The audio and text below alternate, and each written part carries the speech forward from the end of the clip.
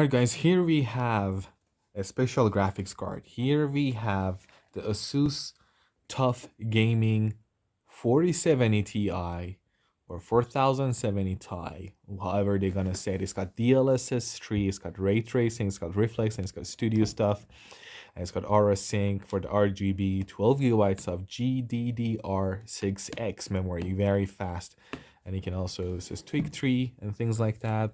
On the other side of the box, not much of stuff. And this side, again, the same thing. And that side, you got that. And the same on the other side.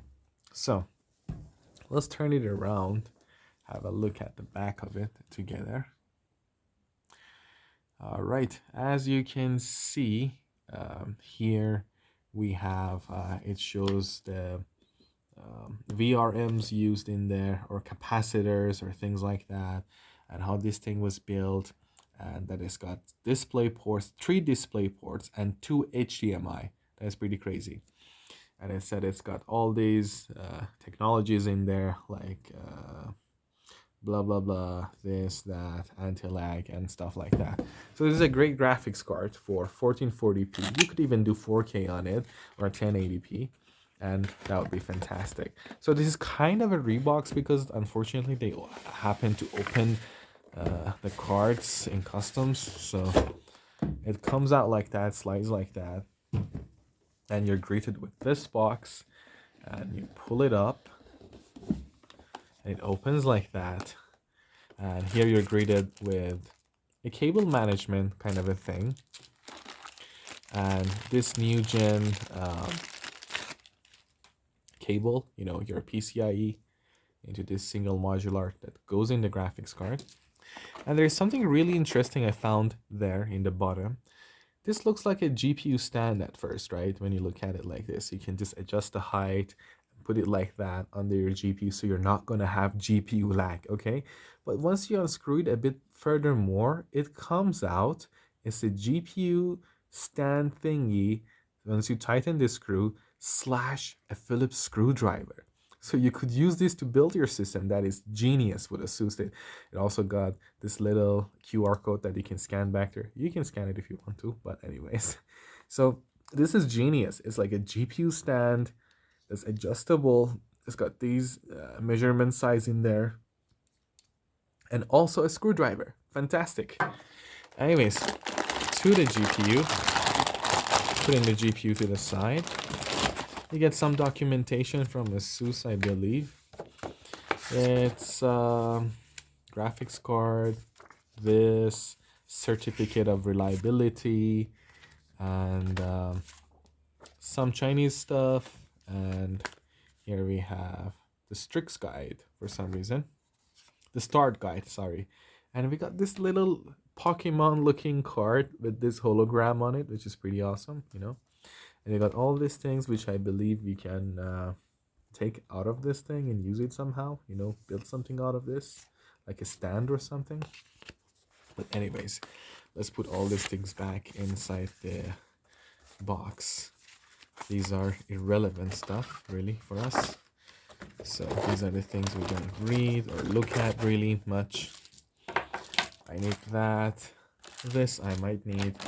And let's just put the GPU outside of its glory. Oops, sorry. Here, as you can see, this looks fantastic. Look at the back plate. It's got this honeycomb stuff, warranty security, and this thank you on that was protecting it. It's got a nice heatsink, and believe it or not, it's not that heavy. For comparison, size comparison, let me get you something, just stay there. Okay, for example, like I said, for size comparison, I have an RTX MSI Z30 RTX 3080. This thing's like 2 kilos, it's really heavy, but this thing's like not that heavy. It's not as heavy. In terms of size, they're pretty much the same actually. Even in terms of thickness, let me put them side by side so you get a better idea of width. The 4070 Ti seems to be a little bit thicker, compared to this, but this thing's really heavy. This is heavy and it runs really hot. This thing runs really cool. I'm glad that they improved the cooling. You got this Tuf logo, and then the ASUS in there. And up there you got your power connector. There's not much heat sink going on, but this thing's really premium. This thing's metal. I'm pretty sure this whole body thing, the back plate and front is all metal, and that probably also helps to cool the card a little bit. Not sure about that. You can see the capacitors, you can see the MOSFETs, and everything else in there pretty much. Not much of heatsink use, but this thing runs extremely cool, and that is really cool.